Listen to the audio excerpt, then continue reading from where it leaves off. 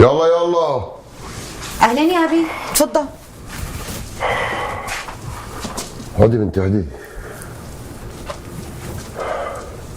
خير شو بك يا ابي؟ كنت حابب احكي معك كلمتين. تفضل يا ابي.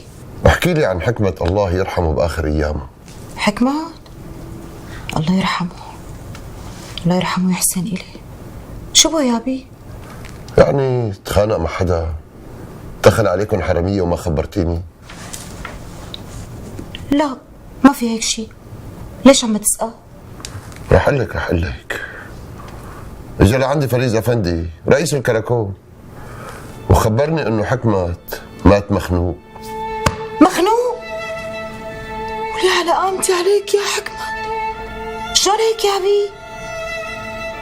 وانت غسلته بايدك؟ بعدين انا حطيت له الغداء واكل وانبسط وقال لي فايت ينام. يو، شلون مخنوق يا ابي شلون؟ انت متأكدة لك بنتي؟ معلوم يا ابي متأكدة. لكن ليش هيك فريز افندي عم يحكي؟ شو بيعرفني انا؟ هو يا ابي كان معكم على المغتسل؟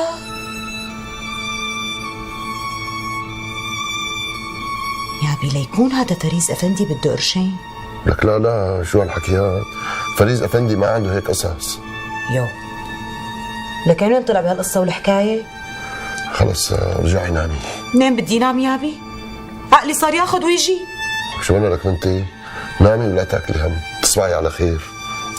انت من اهله يا ابي.